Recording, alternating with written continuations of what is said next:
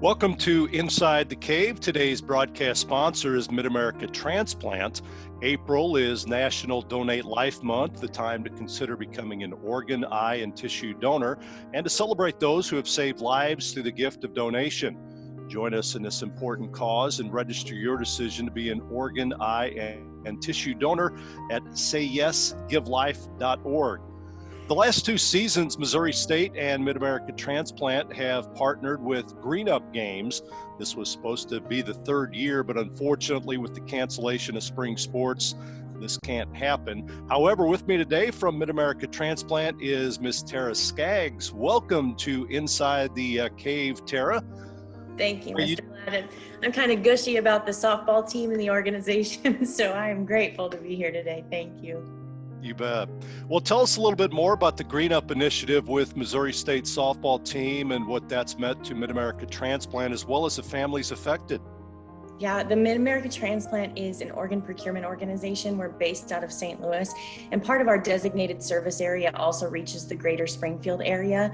So another part of our job is to remember the people who have said yes to donation and to remember the gift that they gave and the life that was lost. And so when we came to Missouri State softball to say there are 112,000 people on the waiting list waiting for an organ, they said, how can we help? How can we bring awareness to this? And this is what the Green Up Games does. Brings awareness to the people who are waiting, but also the people who have said yes. The first year that we did this, we brought in a family of Ben Friend. He was a 12-year-old little boy who was killed in it. I say little, he was a giant 12-year-old. He was killed in an ATV accident, and his mom and his family gathered around and said Ben would want his life to continue. And so they did that.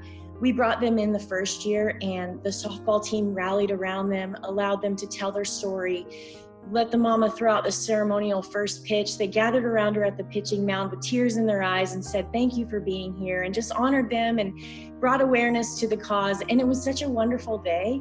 But then the next year I came back to them and sat in their office, and the coaches said, Tara, we love this. We're on board with all of this, but it's not enough. We need more of this. And so I'm like, how can I help? So they said, we've got to know who we're honoring. We want to know exactly who they are, what they were when they lived, what they were about. And so they asked if they could meet the family the day before. And so the second year I brought them Cole Org's family. They live, his mama works at Sparta High School. He was a 19-year-old gentleman that was killed in a car accident and was a tissue donor. And so we brought in that family for them the night before, and we spent time on the field and we took pictures. And there was something the family said about Cole, some kind of catchphrase that he had, and they said it in every huddle in that game. And we got to the game the next day, and they had their dugout decorated, and they did it all for Cole. And they just knew, because they heard his story the day before, who they were honoring. It just really brought impact to what they were doing even greater. And those softball players, they wipe the tears from their eyes and they get to work. Like, don't get that twisted at all. They are animals out there, and they are fun to watch. And so Coach Holly and Coach Beth and Coach Sue just raising up some inspiring, incredible D1 athletes. They are raising up world changers. And for us to be a small part of that, and for one game get involved with what they're doing too. I mean, they're cleaning up sidewalks, and they're touching our community everywhere. So for us to partner with them for just a small second, it has been life-changing for me. I will forever be an MSU softball fan. I mean, I had it on my list of things to go do and on my calendar to just go sit and watch them, regardless of it being a Green Up game. So I'm empowered by them. And as much, I mean, whoever's watching this is probably thinking the exact same thing. There's no way that she's done it more than 30 years by accident. This year, I was going to bring them a young man, and I'm going to still, a young man out of Willard his story is a double lung recipient, and he is fighting back to get his life back and to get back on that mat and get his strength back. So to bring the two worlds of MSU softball world changers to this young man who is trying to change the world on his own right, to bring those two together is going to be awesome and worth talking about. So I can't wait to bring you guys that when it happens, and it will. That's great. For people watching, listening, how can you be reached? How can you be contacted? I can be reached at tskaggs@midamericatransplant.org. Also, and I live here in this area, so if anybody at MSU wanted to have a rally, or they want to do a registry drive on campus, or they want to have some kind of competition, I'm in all the way. I will support you and do whatever we can to just continue keeping MSU involved. The baseball team did it, the softball team's incredible, and I can't speak enough about having the partnership with Missouri State. I'm grateful. Tara, we thank you so much. We appreciate you joining us here on this, and wish you the best of luck and look forward to next season. Hopefully things turn out to be as good as they were the first two and even better. Yeah, I appreciate that. I think it will be too. Thank you for your time today. Again, Tara with Mid-America Transplant. Holly Hesse is alongside as Missouri State softball coach. And Coach, again, nice to see you. Tell us what Mid-America Transplant has meant to you and your team, and give us a little insight into that. Yes, well, we truly treasure and enjoy the partnership that we have with Tara and the Mid-American Transplant Organization. And I think why it hit home with us so deeply is a few years back, we had a player on our team, Allie Alstead, who came down with a form of leukemia and needed a bone marrow transplant. And so she had a donor who saved her life.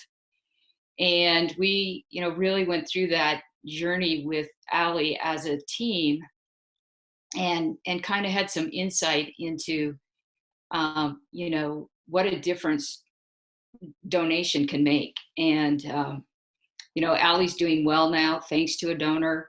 She's in nursing school doing well, and because of that experience that we had with Allie, we really embraced the opportunity to be involved with Mid-America Transplant. And I thought Tara described it very, very well.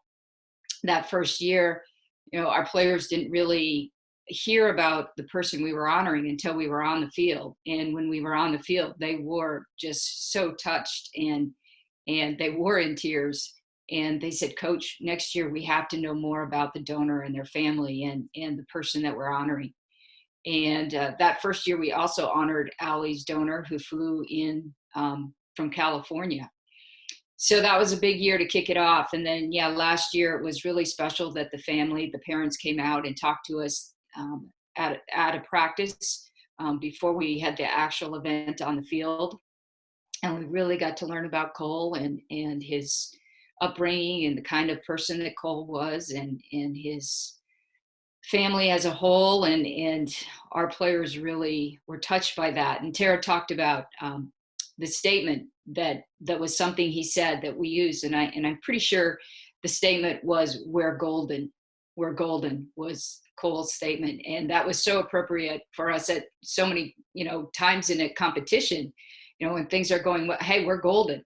And our players really embrace the opportunity to be involved with Mid-America Transplant.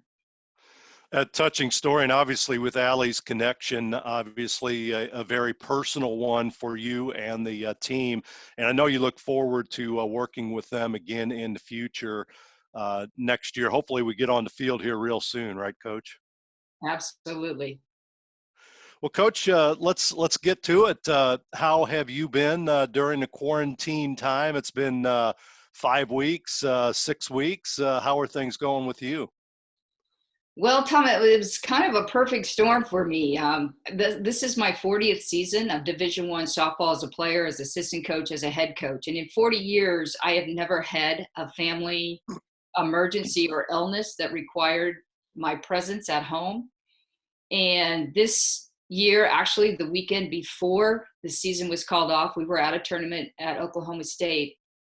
And my mother had been sick for a couple of weeks. She had been in the hospital. She hadn't eaten. She had some stomach issues, and she just wasn't getting better. And I really was concerned at that point that I needed to get home. And so we were at Stillwater, Oklahoma. I stayed for the first game. And then the second game, I said, I just have to get home and see my mother and make sure things are going to be okay. And so I caught a flight out of Oklahoma City on Friday night, and I spent the weekend there with my mother. I watched our games on, the computer. Um, she wasn't doing that great, but I felt like a conference was starting. We were supposed to play Southern Illinois on Wednesday with our conference opener on the weekend. And then on the weekend, I got to get back to the team. I was really torn where I should be, where I wanted to be. I wanted to be at both places, obviously. So I get back, and then on Thursday, the season's canceled, and for the rest of the spring. So then I went back to Iowa. So I have been in Iowa for the first month of this time period, helping my mother get back to health. She lives alone on our family farm with her dog Max. And once the first case of coronavirus came into the hospital, they wanted her to leave so that she didn't catch that as well. So she really was sent home long before she was ready to be sent home. And so it really was a blessing that I could be with her this past month, and help her get her strength and her health back, and take care of her during this time. She's come a long way. So then this is my first week back in Springfield. So I am kind of just now realizing what life is here in Springfield. I can tell you right now, I really don't like spring without softball. If I was thinking about retiring, I'm not anymore now that I know what it's going to be like. So that really has been my life these last 5 weeks. Well, and the weather's been great too. You know, you think about playing games, the weather's been pretty good. It hadn't been too hot, not too cold, little rain, but not too bad.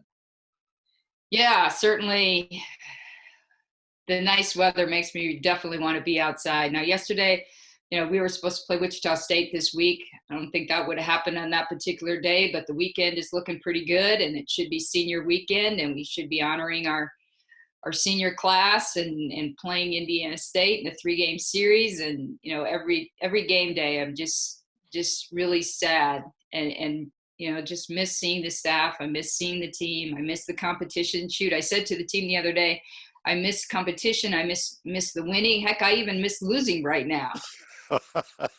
Well, with nursing, how are you also able to coach and communicate with the players and your coaches? You were in Iowa helping out there. Were you still able to kind of keep in touch with everybody? Yes. Sue and Beth really picked up a lot of the time with the team early on, those first few weeks where I really just had to focus on my mother's health. But after that, I got involved in the calls. We've been having Zoom calls with our team every week. The first week were one-on-one calls. After that, our team is divided into wolf packs. So we have 24 on the team. There are 6 players in a wolf pack. And we would have Zoom calls with each wolf pack. And then they wanted to see more than just their wolf packs. So then we would have 2 wolf packs together and have Zoom calls. But we have Zoom calls with them once or twice a week. And we have an agenda of things that we go through, reminders for them in terms of academics, in terms of their health and wellness. This week, we had a scavenger hunt. So the things that we're really focusing in on that we can still work on that are so crucial to us when we get on the field is our relationship building and our closeness as a team, and then being competitive. So this week we had a scavenger hunt, and the wolf packs, we did it in 2 different wolf packs. So there were 20 items. We gave them 45 seconds to find the item. If they were the first person to find it, they got 5 points. The second person got 3 points. And if they found the item within 45 seconds, they got 1 point. So it was competitive. It was fun. We got to see each other. And we start every Zoom call with what we call heavy and happy. So if they want to share anything that's heavy on their heart, a lot of times that somebody in their family, usually a grandparent, is sick or in the hospital or needs some prayers, or happy, something great happening in your life that you want to share. So we've definitely staying in touch through Zoom, and it's really worked pretty well. Great. Today's broadcast sponsor is Mid-America Transplant. Also, a special thank you to the DoubleTree by Hilton Springfield, located at Glenstone and Kearney, where a warm cookie always awaits your arrival. Students, obviously, the student athletes in classes right now, Coach, taking online courses. How is that going? How are you able to monitor their progress in the classroom? Well, throughout the year, we stay very closely in touch with them in terms of their academics. Beth is the one on our staff who oversees that, and it does a tremendous job with making sure that they are getting the resources and the help that they need and the support. And our achievement center, Dan Rains, he does a phenomenal job. We had Dan on as a special guest last week on our Zoom calls, and Dan had an opportunity to remind them about registration for the fall semesters, finals, a lot of just academic reminders for them. So including Dan in the calls is one way that we stay on top of that. And Beth, again, is closely in touch with them concerning their classes. Some of our student athletes are doing really, really well with the online. Some of them are struggling with the online. So, Beth is the one who consistently is reaching out to those who need some additional support. You have two long timers as your assistant coaches. Talk a little bit about Beth and Sue. You've mentioned them already a few times during this interview.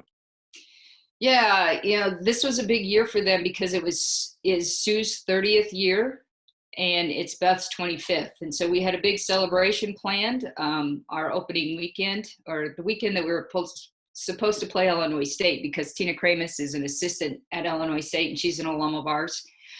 So we had some big things planned to honor their years of service, which are a long time right now. But Sue and Beth, they are two of the most respected coaches in all of Division I.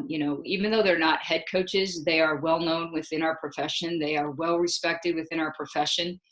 Beth especially does a lot of mentoring with other softball coaches. And it really is what makes it Missouri State softball work, is the three of us. And a little bit about Sue.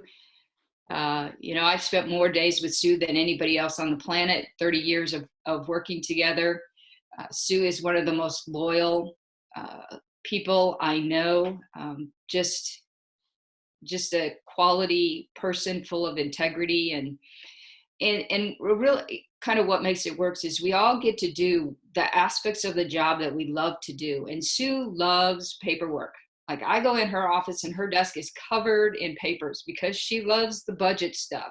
She loves to handle the money. She loves to reserve the hotels and the buses and put the rooming list together and all of that stuff. Like, I don't like any of that stuff, but she is great at it. And so that's the part she does on the field. She coaches and trains the infielders. She coaches first base. Her and Beth together do all of the hitting stuff. And those are the parts of the job that she loves, and she's able to do them, and she does them well. Beth is a really good people person. When I go in Beth's office, she's always talking to somebody, whether she's on the phone with a travel ball coach or she's got somebody in there, a student athlete or another coach is talking to her. I mean, she's always talking to somebody. She's just a really great people person. And she loves that. She loves that interaction with the student athletes and overseeing their academics and those meetings. She loves the recruiting piece and talking with recruits and their parents. And she coaches the outfielders and coaches third base and those things on the field. But that's the part she loves, and she's great at it. You go in my office, there are no people and there are no papers, Tom. neither one. But I'm like the visionary. I'm the thinker, and I love the organization, and I love to see the big picture, and I love to make sure we have the right people doing the right things and everything's getting done the best that it can get done.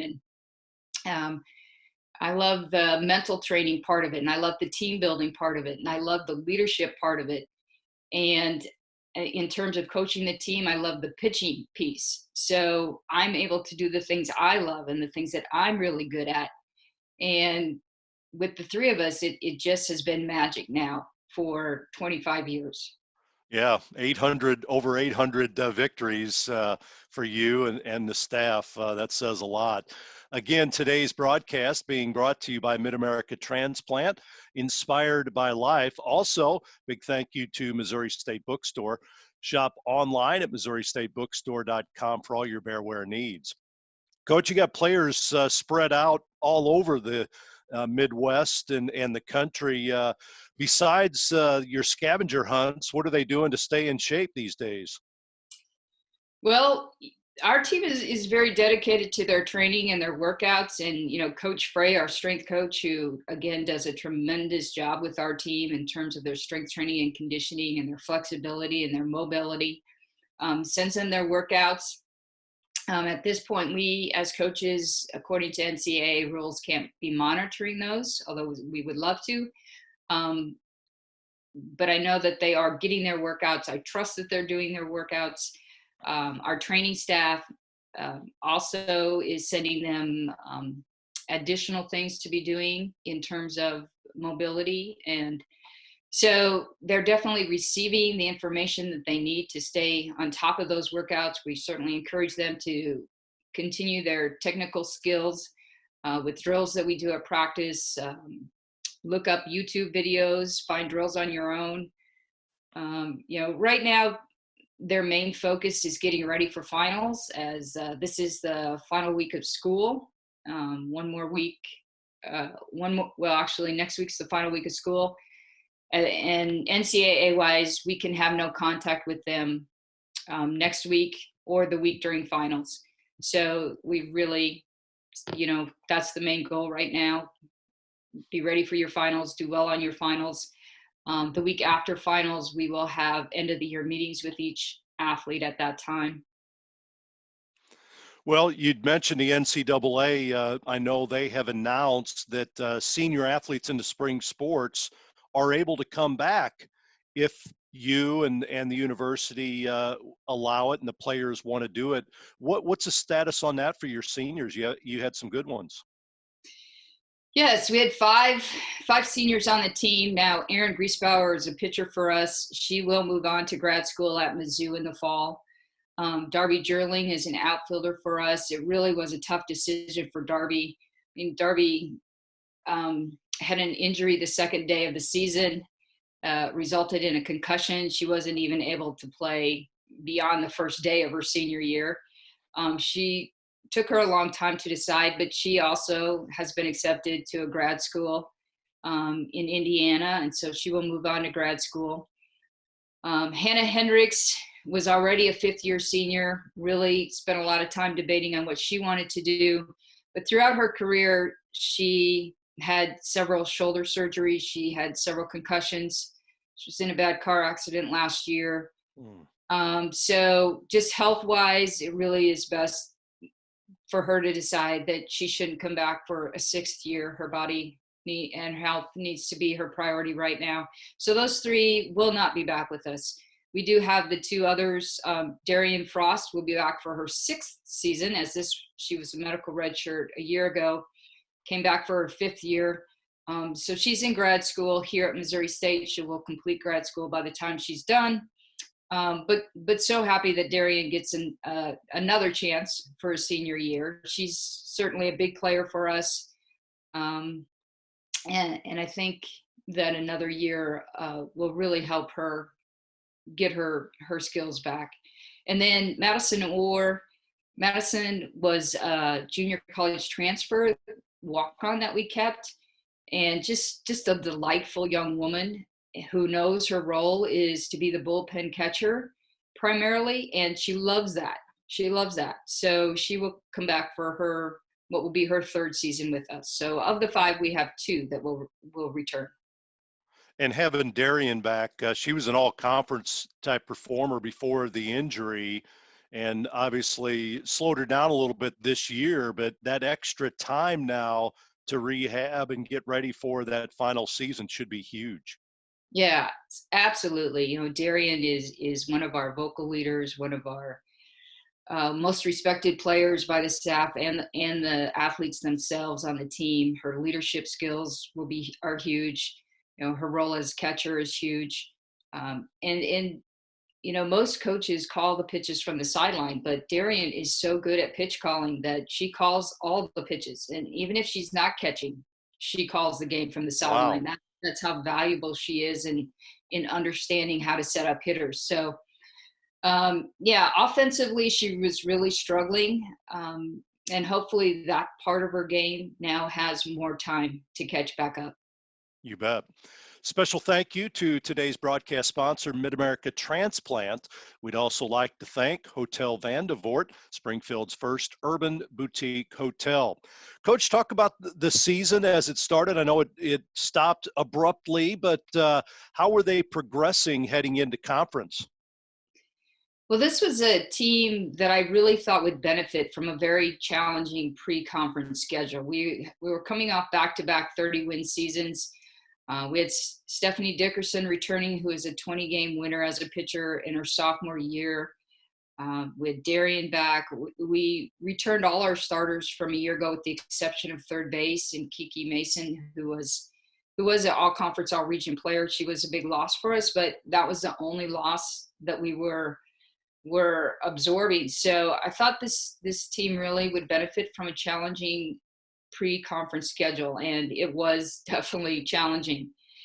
And I personally believe that you go faster and you go further during struggle, and I felt like that's what this team was doing. We opened up at the NFCA Leadoff Classic in Florida.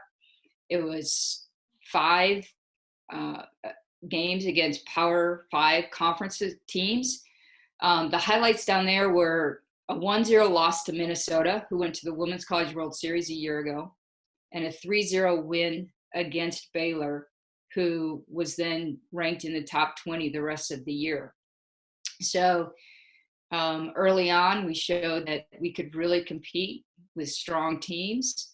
From there, we went to North Texas. The highlights there were 3-1 win against Creighton, who's a former Valley opponent, my alma mater. So I thoroughly enjoyed that win. And North Texas was a team that finished in the top 50 RPIs a year ago. They're largely the same team as they were a year ago. And we had a 2-1 8-inning loss to them. So again, showed really how strong we can be against good competition. We went to Ole Miss the following weekend and picked up two good wins down there. And our game against Ole Miss, Steph threw a one-hitter against Ole Miss. We still lost 1-0, unfortunately, but a one-hitter against an SEC team, which is the #1 conference for softball. And then the final weekend, we were at Oklahoma State. That tournament turned out to be extremely tough in that we played Oklahoma State twice and Oklahoma once, both teams that went to the Women's College World Series last year. But the highlight there was we lost to Oklahoma, who was ranked number 6 at the time. They were 20-3, and we lost 3-2 in 8 innings against them. So, I felt like when we put our best 10 in the lineup, we were really competing at a high level. Today's broadcast sponsor, Mid-America Transplant, inspired by life. We'd also like to thank Bambino's Cafe. Great food, great service, your neighborhood. Order Bambino's to go at bambinoscafe.com. Couple individual highlights, Coach, and we're running short on time, but Stephanie Dickerson leading the Valley in ERA heading in, and you had a couple freshmen that really were putting up some pretty good numbers. Right. I can't say enough about what Steph was doing, because all those games I talked about were starts by Steph.